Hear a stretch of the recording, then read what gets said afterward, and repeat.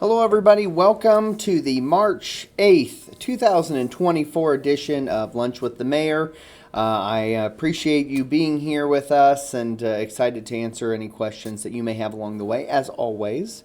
By the way, you know this already if you're a frequent watcher, if you will, but we always do answer any questions or comments or thoughts that you have as we're walking through projects and we're doing certain things. Happy to answer those questions that you may have on those things or anything else in the city. I always like to use this as an opportunity where if you have questions about things that are happening in the city of Columbia City, now is the time to ask your mayor about that, and I can try to give you the best answer if I know what the answer is. So with that, I'm going to go ahead and dive into our past issues as I always do. By the way, if you haven't kind of picked up on a pattern here, we're starting to do a kind of an every other Lunch with the Mayor that's an interview with the others being the update. So this is the update one, and the next Lunch with the Mayor in April will be with our park director, our new park director, Matt Hayden, who will be here to answer some questions and talk about what programs they're offering this year and things like that. So that'll be for April, but for today, we're kind of just doing project updates. So we'll dive into past issues or past updates, if you will, and that is we'll start with what seems to be the number one project for the majority of people, and that is Eagle Park Phase 1A. Where are we at? What are we doing? All those kind of great things. So, as I mentioned, I think at the last meeting, Eagle Park Phase 1A, we bid the project out. The park board awarded the bid in about 2 weeks ago, give or take. And so the good news is that we expect construction to really begin in late spring of this year. So that's a really exciting thing.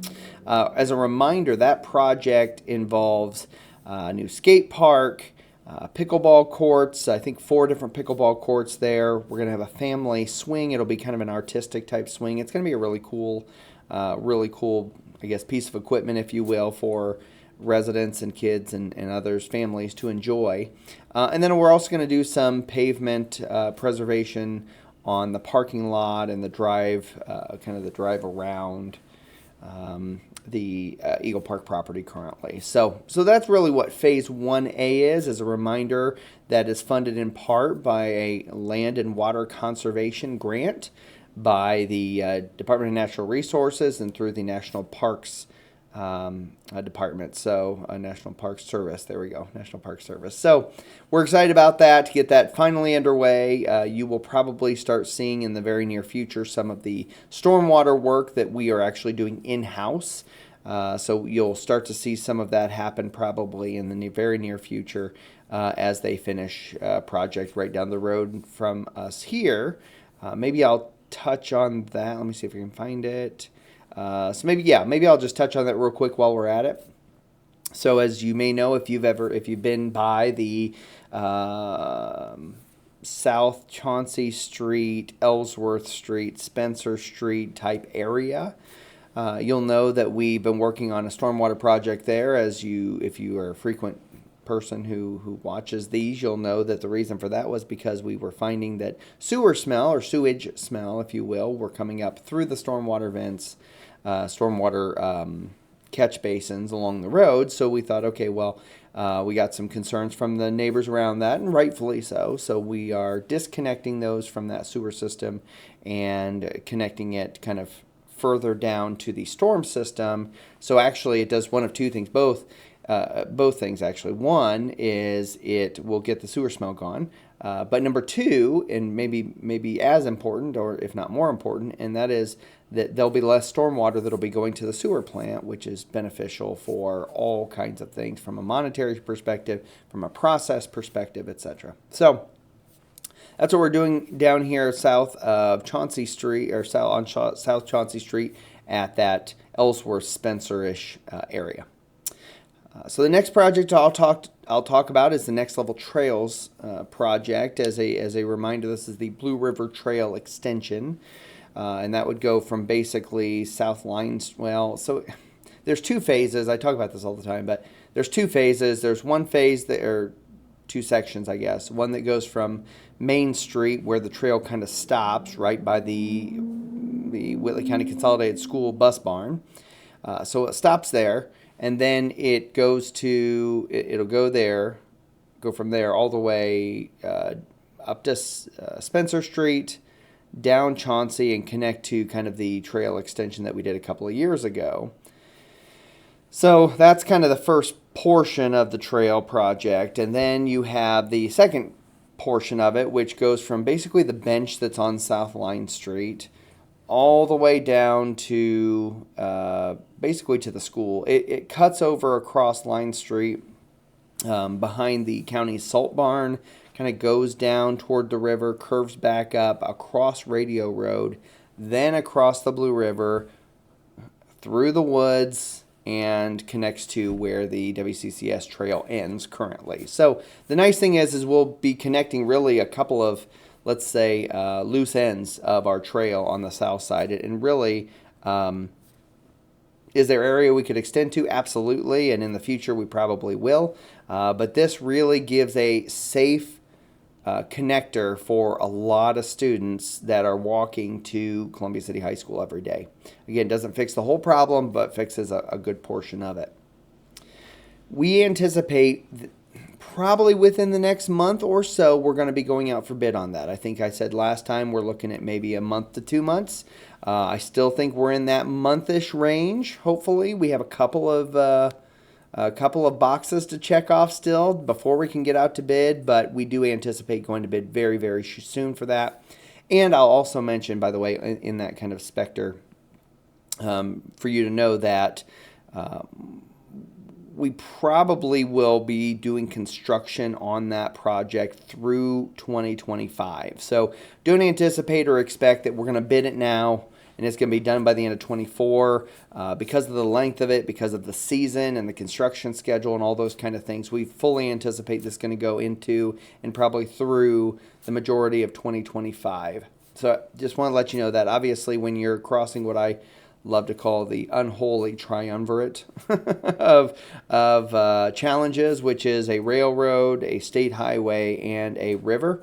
When you're crossing all three of those things in that same on that same project, it's going to just extend the life of the construction, just because it's a challenge. There's lots of challenges along the way. So, anyways, that's where we're at with the Blue River Trail extension going on. Again, hoping to bid here within a month or so.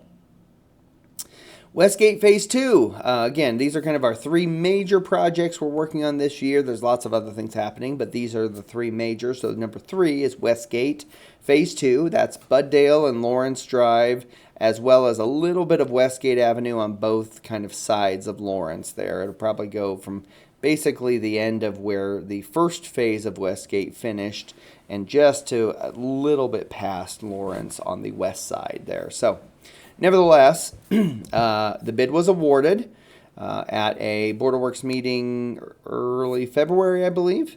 And then we had a neighborhood meeting that occurred this past Monday where we, the contractor really laid out what the schedule is going to look like, what the inconvenience is going to look like, how they're going to, tear up the roads and put down curb and all that kind of good stuff.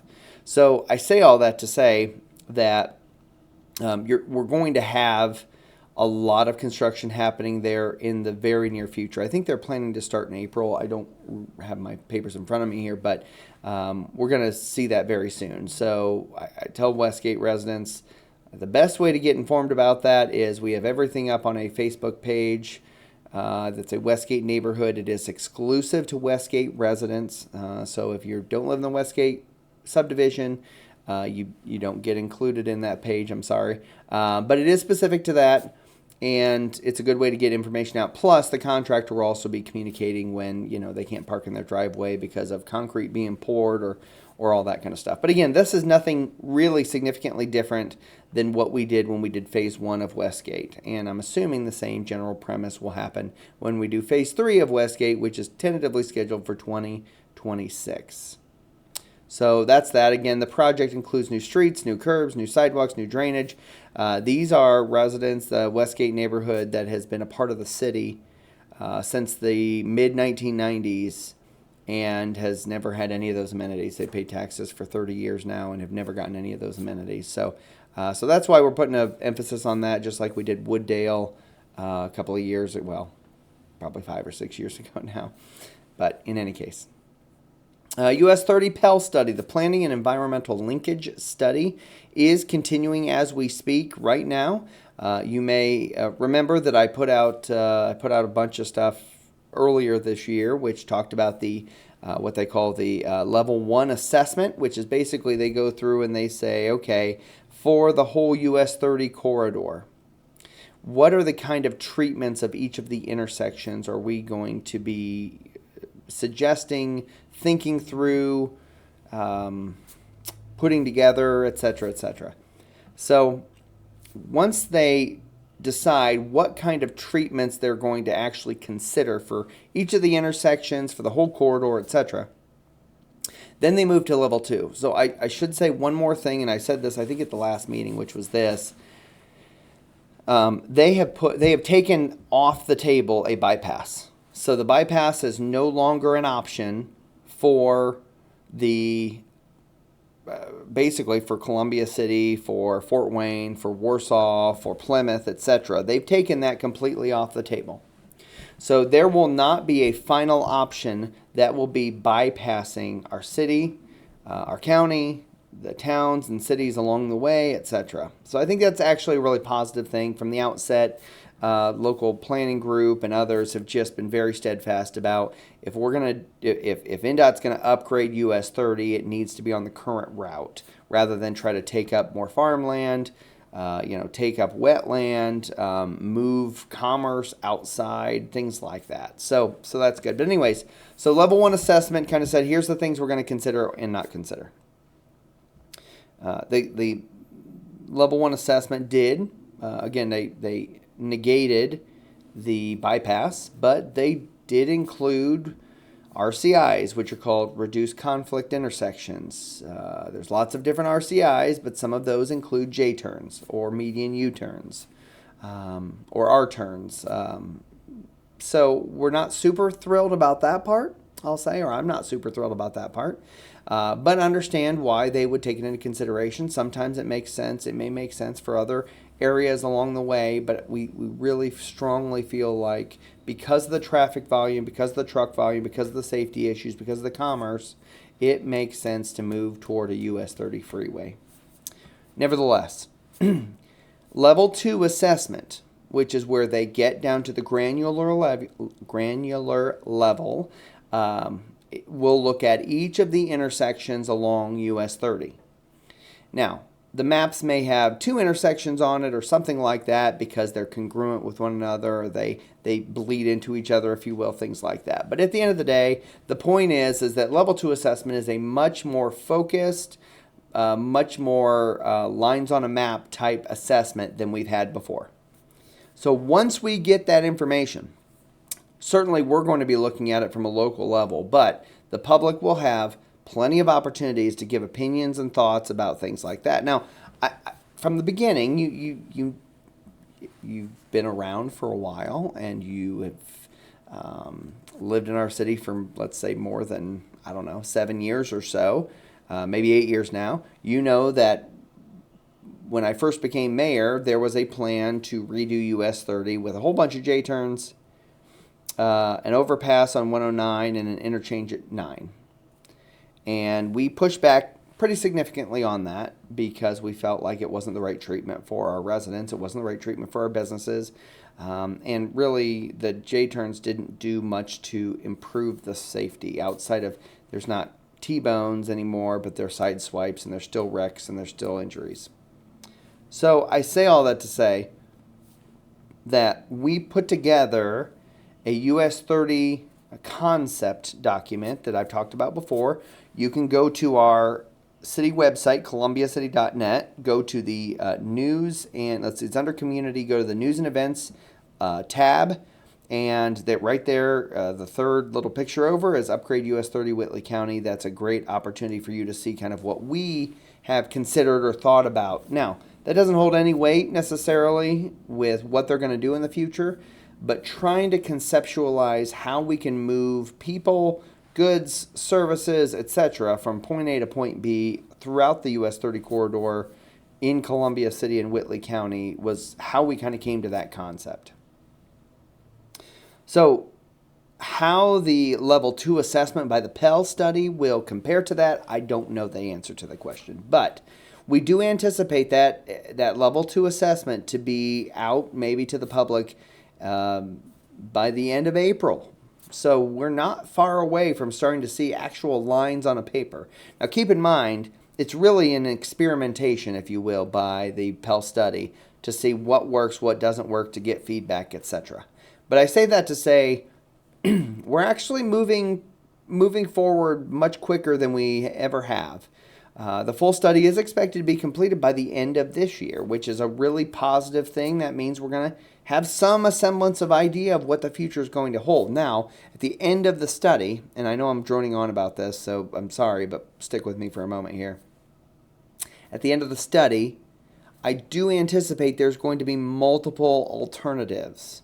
So you're going to have a do nothing, meaning if they don't change, if nothing changes on the US 30 corridor, they do their annual mill and fill, paving projects, things like that, what will that mean in the future? So then they can take that and compare it to the other alternatives that they're going to come up with. I anticipate there will be a freeway alternative because, the US 30 Coalition, myself and others are pushing hard for that.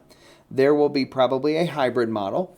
I wouldn't be surprised if there's a low-cost model, which is probably would be some J-turns and things like that along the way. But I say all that to say, trying to manage expectations to say from what we're hearing, there will be multiple options that the citizens will be able to take a look at. Now, that's at the end of the Pell study, but there will also be some options here when the Level 2 assessment is completed. So that's probably all I'll say about Pell right now, unless you have any questions. Again, I want to specify if you do have any questions about that or any other topics, please put them in the chat. I'm happy to answer them, and we can kind of move from there. I can try to answer those to the best of my ability. So, okay. Let's keep moving. So, as you've heard in the past from me, the city and the County Redevelopment Commission have partnered together on a project on 100 South. It's a sewer project to extend sewer to kind of some of their new business park, industrial park area. As you probably are well aware, the city of Columbia City serves the vast majority of the industrial parks in the county's redevelopment, County Redevelopment Commission's district or TIF district. We serve basically everywhere with water and sewer. But this is a small segment between basically, give or take, we'll say Sailrite and 300 East. There's a segment there that's just not served with sewer currently, so that's what we're working with the County Redevelopment Commission on. They approached us. We said, yes, we'd love to partner, and so we're actually financially splitting this project. It'll be beneficial for the city because obviously new industry means more people paying into the utility and helping to stabilize rates. The other side of that for the County Redevelopment Commission is a lot of times businesses and industry will not open in an area without sewer connectivity. So again, I think that's a very positive thing. And again, we have had a great working relationship with the County Redevelopment Commission for many, many, many years. In my time, we've worked on the SDI project, the SDI sewer line project together as they were expanding. In past administrations, we've worked on extending these sewers and the water lines and things like that. So very positive relationship with the County Redevelopment Commission. Eagle Ice Rink is now closed. If you did not know that, I think I had mentioned it at the last meeting, maybe. But that's the Eagle Ice Rink was kind of done at the end of February. So you'll start to see that kind of be taken down and get ready for spring, which has just jumped on top of us, I think, at this point. I mean, it's, as I'm recording this, it is, and as you're watching this, potentially, it is rainy and gross outside and 40-some degrees. But we just, last week, I think, had a 70-degree day. We have some 50 and 60-degree days, I think, coming up here in the near future. So I say all that to say is our park system is always, this is the time of year where we're always a bit on edge because we're always number one, preparing for spring and trying to get bathrooms open and take them and get them de-winterized.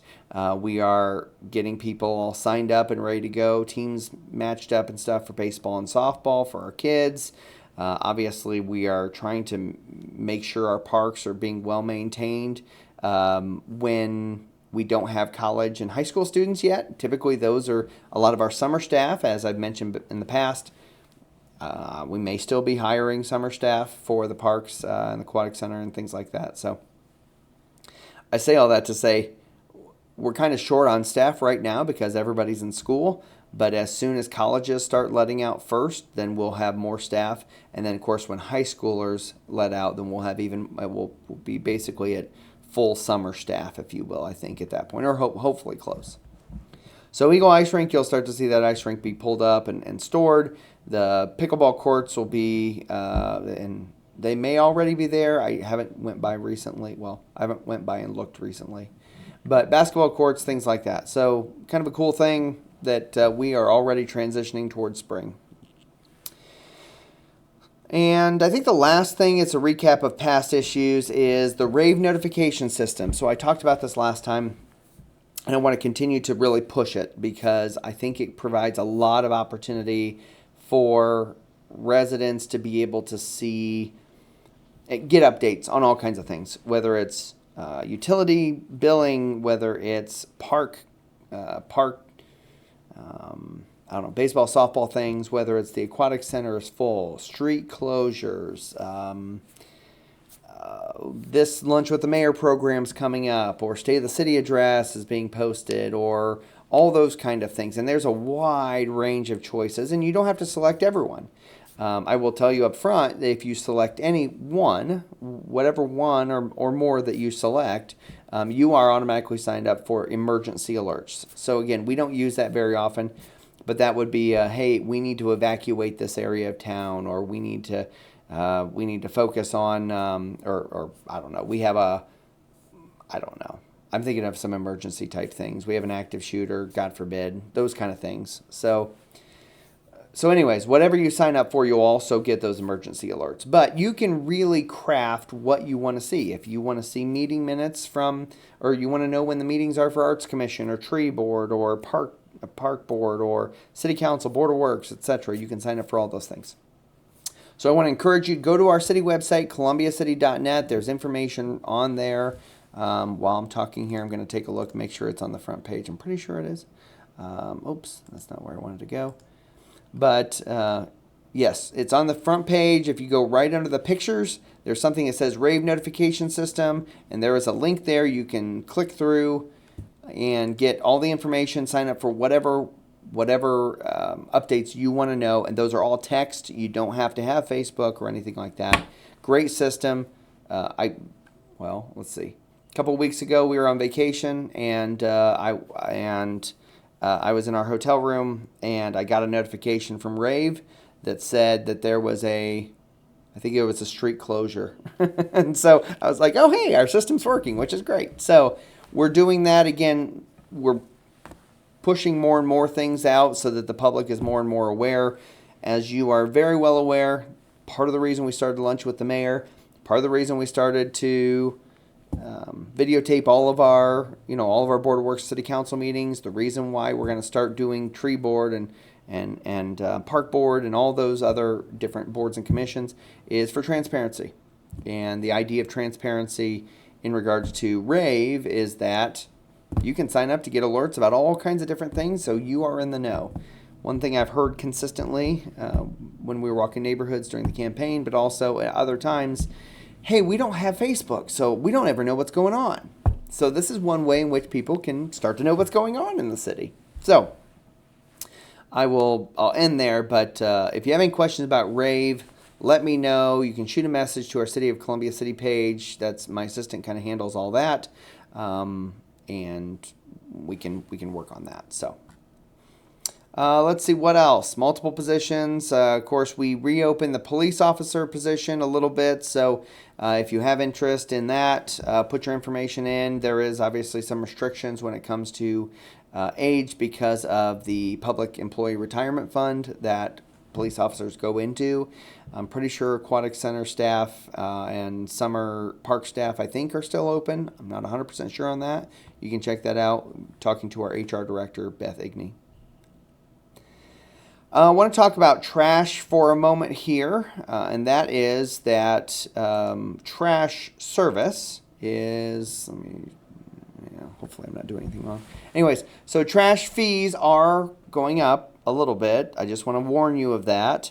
They're going up by about $2. So as you may or may not know, our trash service is basically a dollar in, dollar out kind of thing. So the fee that you get charged on your trash bill or your utility bill for trash collection or trash fee, if you will, that fee basically covers our cost to the waste management, to the company that picks up our trash, does all that. But it also covers junk pickup, which is I'm going to talk about here in a moment if I can get the information really quickly. So I just say all that to say that I'm excited about that because we have a lot of different things happening. I'm not excited about the trash increase, but I am excited that we do have junk pickup scheduled. I'm going to get that information really quick. So long story short, though, is we did have to raise trash fees by $2 because of that contract cost increase. Our trash committee went out to lots of different organizations, cities and towns around our area and said, hey, give me, your latest trash contract, what that looked like, what price you were paying, what they were charging you, that kind of thing. And so we were able to, at that point, then take a look at what was being offered by Waste Management and made a really easy decision, I think, which was it makes more sense for us to just do a minor increase in the trash fee and do the extension for 3 years. We still believe we're in the middle tier, if you will, of trash fees for our city residents, based on, again, what we kind of did an informal poll of neighboring communities. Obviously, Fort Wayne's an outlier. So a lot of times we get compared to Fort Wayne. Unfortunately, we can't compete with Fort Wayne because they have, 290 or 300,000 people in Fort Wayne. But nevertheless, we try really hard to keep those trash fees down. I will say we've heard from residents that are out in the county how much they're paying quarterly to those private trash companies for trash pickup, and it's significantly less or more than what our city residents are paying. So I think that's a positive thing. Anyways, so junk pickup. I didn't mention this yet, but junk pickup is April 15th and April 22nd. So what that means is that April 15th will be the west side of the city. I'm getting there right now. Will be the west side of the city. So basically, if you take State Road 9 and you split the city in half there, everybody to the west of State Road 9 will be on the 15th, the week of the 15th. So make sure that you have your stuff out by the road by April 15th. Everybody east of State Road 9 will be on April 22nd. April 22nd is the east side. By the way, if you sign up for RAVE, you can get junk pickup information sent directly to your cell phone as a text message. So, anyways, long story short on that is that we do have those dates already set. That is a residential only junk pickup. Couple things to maybe know. This is specifically for, again, residents who pay for trash pickup with the city of Columbia City on their utility bills. Let's say it that way. They're only going to do one pass, which means that if you don't have your stuff out by either the 15th or the 22nd, depending on what that is, if you don't have your stuff out by that date and they pick up your street, they will not come back and pick it up because you didn't have stuff out. So I'm sorry to be more harsh about that, but we pay them for one pass, and so that's what they're going to do. If you have things like tires with a maximum of 15, stoves, washers, dryers, water heaters, dishwashers, refrigerators, air conditioners, freezers, batteries, and other appliances, we will pick those up for you, but You have to call City Utilities, 260-248-5100, by April 26th at 4 p.m. to make sure that those items will get picked up. So the trash company doesn't pick those items up. Again, tires, maximum of 15 tires, stoves, washers, dryers, water heaters, dishwashers, refrigerators, air conditioners, freezers, batteries, and other appliances. Trash company doesn't pick those up. The city picks those up for you, but you have to call and get on the list by April 26th. So I would suggest if you know already that you're going to have some of those things to pick up or any of those things to pick up, call City Utilities today or next week and let them know that you want to be on the list for pickup of those items, and they'll probably ask you maybe a question or two else of, what's your address and what are we going to be picking up, things like that. Again, those items have to be out by 6 p.m. 6 a.m. on April 29th, okay? But I would just suggest putting them out with the rest of your junk. That'd be my suggestion. One little thing I do need to make sure is really clear, which is we don't pick up things where you privately contracted a remodeler. So let's say you contracted someone to tear down a garage or a shed. You had a remodel of the kitchen or a living room or a bedroom. All of those things are privately contracted. You have to hire a roll-off dumpster from one of the trash haulers in the area. We don't pick those things up. That's not something that the city or the trash company will do unless you have one of those roll-off dumpsters. Other things to know, and I know it's a long list, and I'm sorry, but this is just where we're at now. Items have to be under 50 pounds. So if you have a 50-pound item that you can cut in half, my suggestion is to do that with a Sawzall or something. But there are things that have to be wrapped in plastic. Mattresses, for instance. Box springs. If you have bed frames that are upholstered, those have to be wrapped in plastic. Any indoor furniture wrapped in plastic. Carpet or padding. Those things have to be rolled and tied with tape or strung into bundles no longer than 4 feet or no heavier than, again, 50 pounds. If you have cardboard boxes, they have to be flattened and tied into bundles, again, no longer than 4 feet, no heavier than 50 pounds. You're going to hear that a lot. Gas grills have to have the fuel tank removed prior to the disposal. Lawn mowers obviously need to be drained of gas and oil. That's not that's not good. Riding lawn mowers are not accepted. So, although someone may come and pick it up, but in general, riding lawn mowers are not accepted. Storm doors, you have to have the glass removed and placed into a hard container or a small box, taped well and marked broken glass. Windows are kind of the same way. Glass removed, put in a hard container, small box, taped well, marked broken glass. Again, less than 50 pounds per window or per box, okay? Same thing generally for interior doors. Swing sets have to be cut into 4-foot sections. Exercise equipment, again, 4-foot sections. Outdoor furniture, sinks, toilets, all that kind of stuff you can set out. Toilets have to be empty and the tank has to be detached from the bowl. Bathtubs, again, no larger than 4-foot sections. Shower enclosures, no heavier than 50 pounds. Pool filters are allowed. Pool liners and panels, but they have to be bundled into sections just like carpet. No longer than 4 feet, no heavier than 50 pounds. Artificial Christmas trees must be cut in half if taller than 4 feet. And finally, if you have paint cans you want to get rid of, you need to have them opened and dried out. So it's a great opportunity right now when it's gross outside for you to get into the paint cans you want to put out for trash day or whatever. Get them into your garage or shed or something like that. Open the top and let them dry out. When it's a sunny day out, not going to rain, throw them outside and let them dry up that way. But if they're wet paint, trash company will not pick them up, just so you're aware. Now I'm going to switch to what is not acceptable. What is never acceptable to set out for pickup. And then we'll be hopefully done with junk pickup. Propane tanks, for obvious reasons.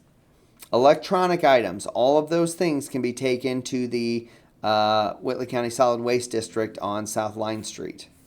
Hazardous waste, again, some of those items, I think actually most household hazardous waste can be dropped off at the Solid Waste District. Pesticides, insecticides, and similar substances, not allowed. Hot tubs, not allowed. Pianos, manure. Don't know. I mean, I'm assuming that means like dog or cat. I don't know. But anyways, not allowed. Oil and gas, antifreeze, concrete or cement, gravel, dirt, sod, rock, bricks, stones, tree stumps, automotive parts, riding lawnmowers as mentioned, roofing shingles, or wet paint also as mentioned. Okay? If you have questions about things that can go to the Solid Waste District, you can call them 260-248-3132. They are at 701 South Line Street, right next to the County Highway Department. So, again, I'm going to just reiterate one more time. Junk pickup for the west side of State Road 9, everybody on the west side of State Road 9, April 15th, 2024. Everyone on the east side of State Road 9, Main Street, April 22nd, 2024. Okay? Is a plastic-covered sofa eligible for pickup if over 50 pounds? Let me look, Jeff. Let's see. Indoor furniture. So on our... Here's what I'm going to have you. I'm going to have my assistant who usually watches this afterwards. I'm going to have her respond as well to this comment. But based on how I'm reading our junk pickup information, it does not give a weight for indoor furniture. But it does say, yes, it has to be wrapped in plastic, mattress bags or plastic painting drop cloths, sealed with duct tape, those kind of things.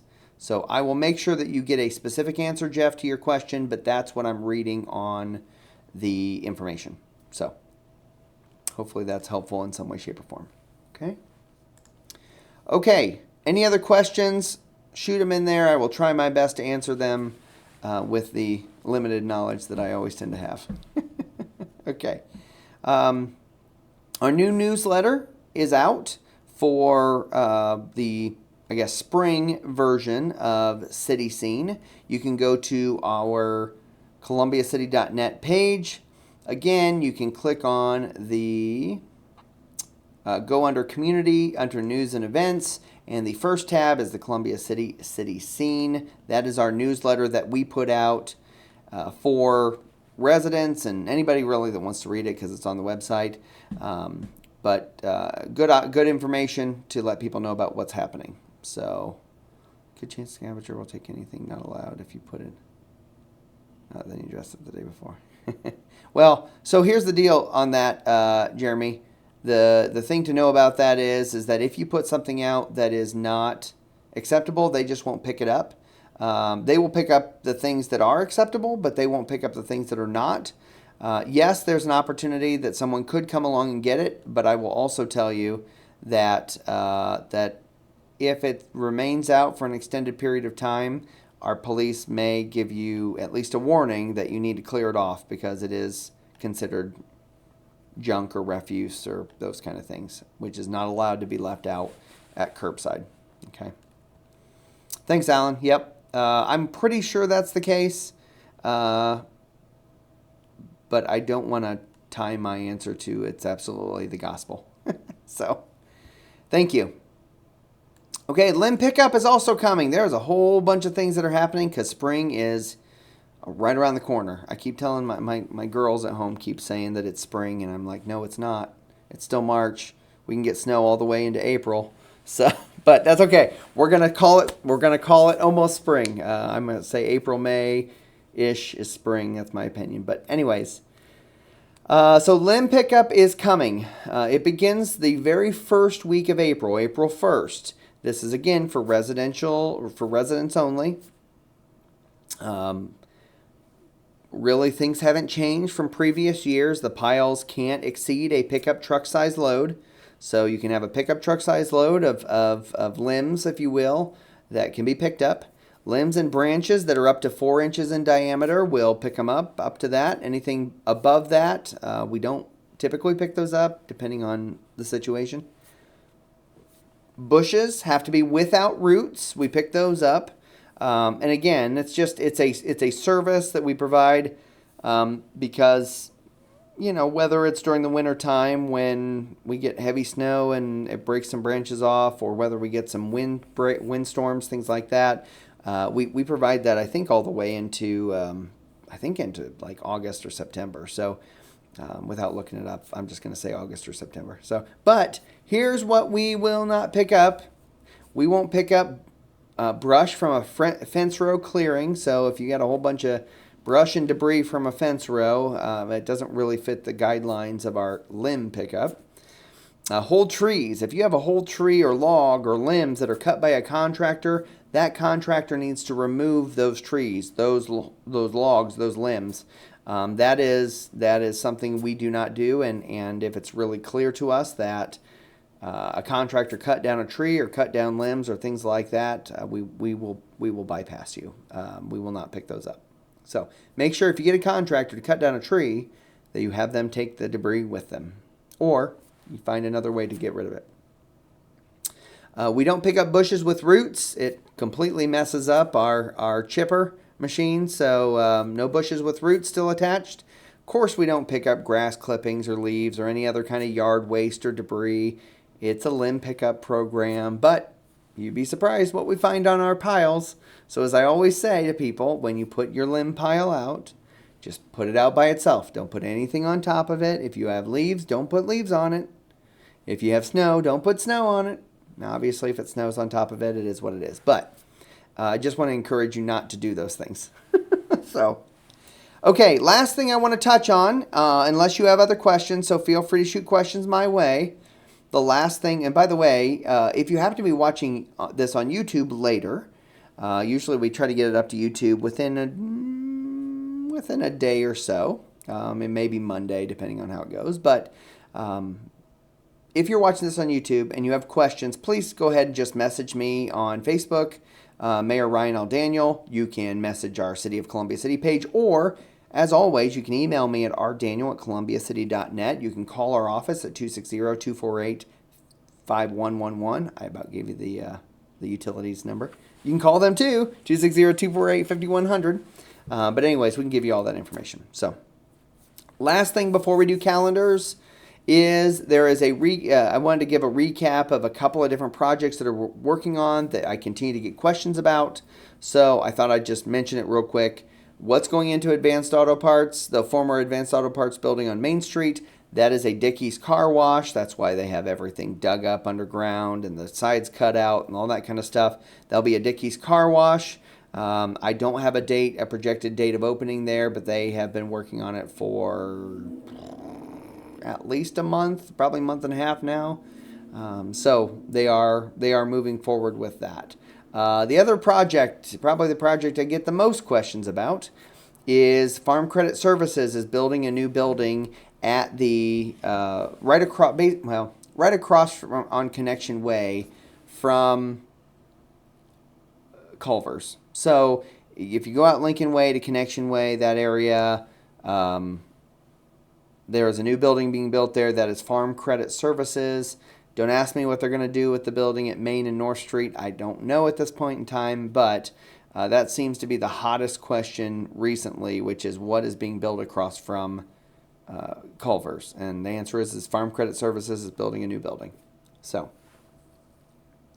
I felt like there's one more thing. Oh, I just wanted to tell you, I think I've mentioned this in the past, but again, I've slept since then, so I thought I'd just mention it again anyways, which is we have, a couple of months ago now, we actually hired a business attraction company that specializes in retail for restaurants and other shops like that. For many years I have opined for a Italian restaurant to be in the city of Columbia City. I think that's one area that is sorely missed in our community from an economic standpoint and certainly from a retail standpoint. So I say all that to say they've had really good conversations with multiple different kinds of restaurants as well as other business retail shops that just didn't really know about Columbia City.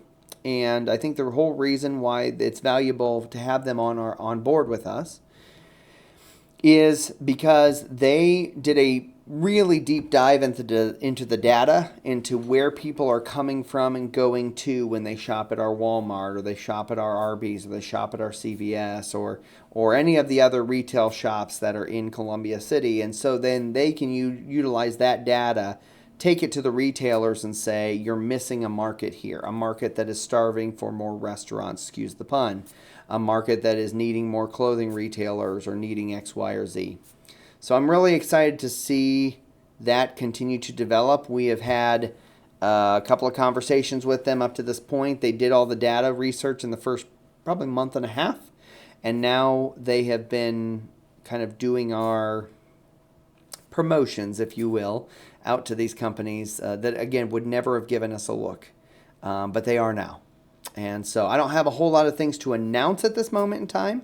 Obviously, space is always a biggest issue. When we're trying to partner, retailers with individuals who own land and own vacant building areas or things like that. So I'm excited about that. We'll see where it goes, but I think it's going to pay off very handsomely for all of us. So I don't. Christopher, let me answer the question this way. I don't mind Fazoli's, but when I really want Italian food, and I go to Fort Wayne, I don't go to Fazoli's. I'm not trying to be mean, and I'm not saying that that's not an option for us, but I think that there are many regional chains that are much more valuable for us to look at and to go after. Sure.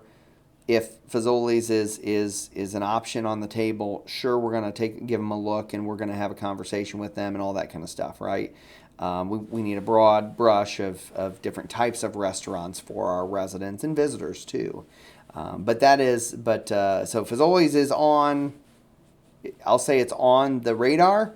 I hear you, yes. And actually, Christopher, the interesting thing about Italian restaurants, as you probably know, is that there isn't a wide variety of Italian, like national variety of Italian chains, right? You have Olive Garden and you have Fazoli's, and I know there's others, Carrabba's and things like that, right? But at the end of the day, Olive Garden and Carrabba's we're probably way too small for them, right? So, again, we're limited, but not as limited as you may think because of our data, our population growth, our housing stock, our median income value, or median household income, things like that. So, anyways, yep, appreciate that. Alan, I don't think that, and I'm kind of getting into rumor now more than anything else, but I don't think the old Penguin Point is big enough for Salvatore's.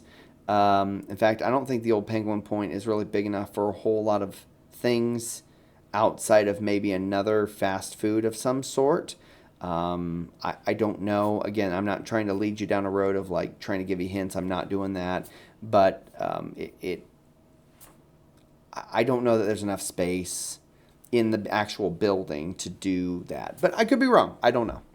So, okay. So those are the two. Again, Dickey's Car Wash, Farm Credit Services. I'm going to move to the calendar of events that's coming up here, starting tonight, going all the way through to, I think I have it all the way into May. So buckle up, Buttercup. Here we go. The Columbia City High School Show Choir Competition is happening this weekend, meaning tonight and tomorrow at Columbia City High School. The middle school choirs are going to be competing tonight from lots of different places. Our local schools do not compete in this, but we do have, I think Cherubusco is competing and others, Homestead and others. So we do have local schools in that regard, but Columbia City High School, Indian Springs Middle School does not compete in their own invitational. So with that being said, tonight is the middle school choirs are competing at the high school show choir competition. And tomorrow is the unisex, or the girls groups, and mixed high school choirs. That they will be pretty much the majority of the day, 7 something a.m. to like 10 o'clock p.m. at Columbia City High School. Again, it's the Show Choir Cup. I think it's Columbia City Cup that everyone's competing against. So, Jeremy, I 100% agree. And that's not off the table currently, which I'm really, really happy about. Personal opinion. And that is that Penguin Point would make a great Chipotle. I like Chipotle. I'm sorry. I realize when you watch this on Facebook that you don't always know what questions I'm answering, so I apologize on that. Ultimately, the question from Jeff earlier was about plastic-covered sofas that were over 50 pounds, and talking about Fazoli's, Salvatore's, certainly Chipotle, etc. for restaurants. So, sorry, I need to do better at that. That's my fault. Also tonight, Mission 25 is having a fish fry at the Catholic Church. It's hosted by the Knights of Columbus. The proceeds go toward Mission 25. Like I said, it's at the Catholic Church, 4:30 p.m. to sell out. So you know that I don't remember when they sold out last time, but they usually do a really good job of selling fish. It is drive-through only. I should mention that it is a drive-through only event tonight, though. So good news is you don't have to get out of your car. They bring you food, and it's pretty cool. So tonight also, singing bingo at the Senior Center from 6:30 to 8:30. I think doors open at 6:30 tonight. But that's at the Woodlands Senior Center out off of Opportunity Drive there. Talked about show choir competition for tomorrow. Also tomorrow morning is the Cleveland Township Fire Department breakfast from 7 to 10 a.m. That is at the Cleveland Township Fire Station. Sunday, as I mentioned in my previous post on Facebook, Sunday is daylight savings time. So make sure you spring forward on Sunday. I can't believe we're already there. So maybe it does mean we're at spring. I don't know. But anyways, daylight savings time is this Sunday coming up. You are springing forward, meaning we are losing an hour. 2 o'clock a.m. becomes 3 o'clock a.m., I think is how that works. March 12th is the Board of Works and City Council meetings at 5 and 6 p.m. respectively here at City Hall. As always, those are open to the public. We welcome you to come and attend. March 14th, CCHS is having a college and career fair. For some reason, I didn't put any more details down, but I'm sure there's information on the Friends of WCCS or CCHS's page or things like that. So, March 15th is my State of the City address from 11:30 a.m. to 1 p.m. I'm not speaking for an hour and a half. There is appetizers and kind of a reception type thing that happens prior to my speech so that people aren't too bored while I'm speaking for a half an hour. I do have the speech partially written at this moment in time, a week out. There's lots of things that can happen between now and then, but I am excited to kind of just talk about the state of our city and kind of where we're at.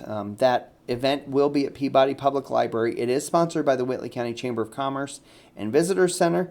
So if you want to attend in person, you will need to contact them, get on the list, if you will. And I think there is a small fee for the actual, to cover the appetizers or to cover the food or something like that. So with that being said, I may end up videotaping it and then downloading it onto Facebook at some point in time. It may be Friday, but it may be after that. Point of the matter is I always try really hard to let you all see State of the City if you're not able to come to the actual event. But it will be probably after the State of the City address, just so you're aware. March 15th is also the Whitley County 4-H Fish Fry and Silent Auction. That happens at the 4-H Center from 4 to 7 p.m. Again, that's going to be on the 15th or next Friday. March 16th is the Cabin Fever shopping event by Columbia City Connect from 9 a.m. to 3 p.m. through downtown Columbia City. March 23rd, the Columbia City High School Spring Fling entrepreneurial event at CCHS. That is one of the academies that host that event. Let's see what else here. The annual Rotary Easter egg hunt is at Mortius Park at 6 p.m. on March 28th. Kids 12 and under are welcome to attend that event. If it rains on the 28th, we will have it on the 29th, so the next day or Friday. So, speaking of the 29th, that is Good Friday. City Hall is closed that day, so we will not be conducting business here. Obviously, we still have utilities running and all that kind of stuff. Dispatch, police, fire, etc. But City Hall itself will be closed on Good Friday, March 29th. And then, of course, March 31st is Easter Sunday. Whether you celebrate with church or you celebrate with painted eggs or you celebrate in other ways, a big family meal or whatever the case is, I wish you a very happy Easter. April 1st through the 5th, the following week, if you will, is spring break for Whitley County Consolidated Schools. I anticipate that there'll be a good portion of the populace that will not be in town that week because it's spring break week, but we'll see. April 8th is a big day in Indiana, and I don't know, you probably have been hearing a little bit about it, but I want to just maybe clue you in on a couple of different things here. So April 8th is the solar eclipse day. Well, I think one of the questions I've gotten a little bit of, or even a question I've had a little bit, is why is there so much, I'll say kerfuffle, so much craziness about what that day means to Indiana? I'm going to spout off a statistic here that I don't know I think I heard it, but it may not be factually accurate, so please don't fact check me on this. But basically, there's a large portion, I was going to say maybe a quarter of the population, that Indiana is like their closest point of contact to watch the solar eclipse. Keep in mind, the solar eclipse only happens every so often. I don't even know when it is, but every so often, which means a lot of people from outside the state of Indiana will be coming to the state of Indiana that day. Now, we are not in what's called the path of totality, meaning we will not get completely dark, but I think we're in the 90% range. So there will be a period of time somewhere between 1:30 and 3:30 p.m. on April 8th that it will be pretty dark in the afternoon in Columbia City. Now, here's the other thing is, we don't know if it's going to be cloudy. We don't know if it's going to rain or going to snow. We don't know any of that stuff.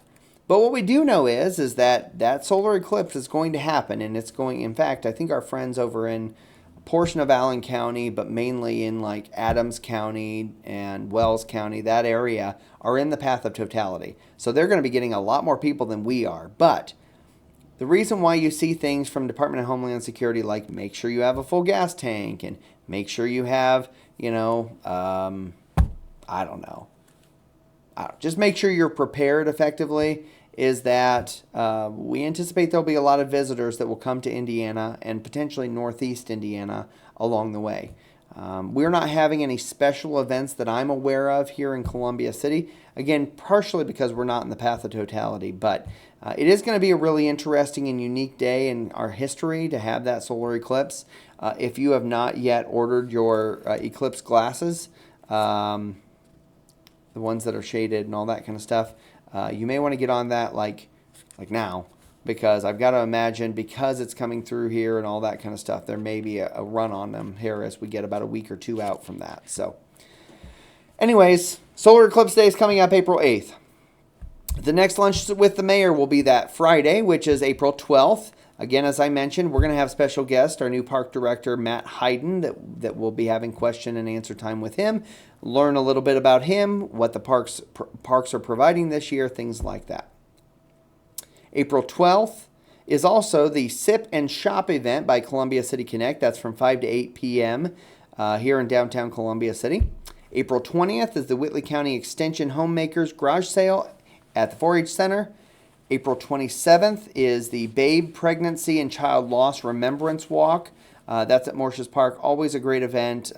It's great is relative, right? But it's a good time of healing. It's a good time of conversing and remembering. It's a great time to figure out and realize that you're not alone if you've lost a child. As you probably know, my wife and I lost our first child, and And that was a really interesting and challenging experience for us. I don't talk a whole lot about it, but it was an interesting and challenging experience for us in different ways. She and I handled it in very different ways, ways in which, by the way, I'd love to go back and change, being very personal for a moment. But nevertheless, we went to the Babe Pregnancy and Child Loss Remembrance Walk maybe a year or two ago, and it was a very good healing time for all of us, including our daughter, our rainbow baby, if you will. So anyways, I say that to say that is coming up on April 27th. May 2nd, National Day of Prayer events are happening here in the city at 7 a.m., I think, on the east side of the courthouse square. And then at 6 p.m., usually that's at Community of Hope Church. I don't have all those details exactly quite yet, but I know that I'll be at the 7 a.m. event for our proclamation that we do.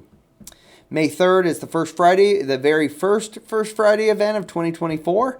The theme is petals and petals. Petals as in pedaling a bike, and petals as in flower petals.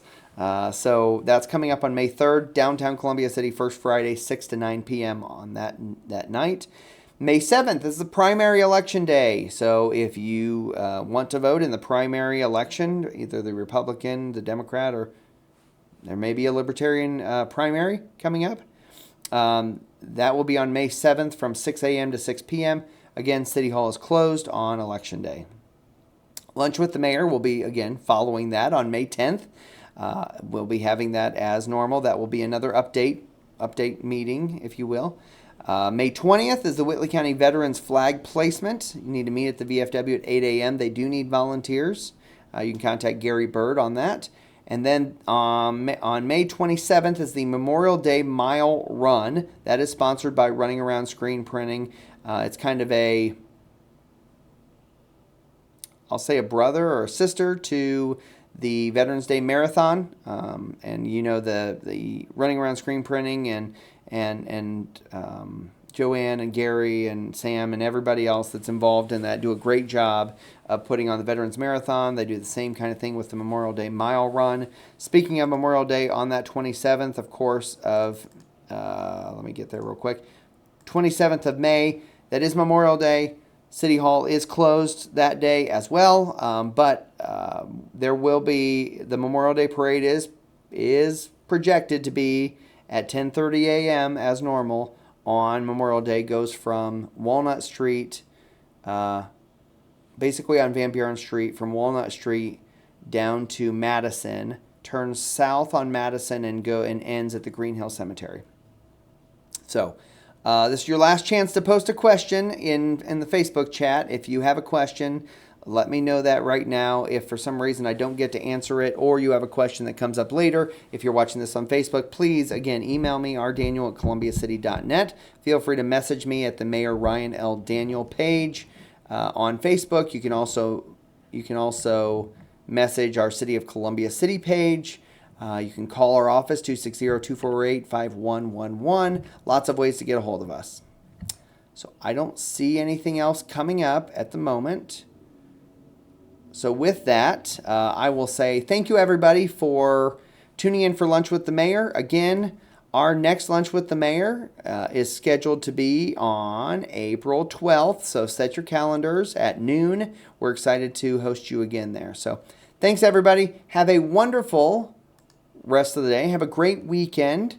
Not supposed to be a great weekend from a weather standpoint, but it's always a great weekend if your attitude's that way. So take the opportunity to spend some time with some friends or some family members. Get out, support all the local events that are happening tonight and tomorrow. And we will see you next time here on Lunch with the Mayor. Thanks, everybody. Have a great day.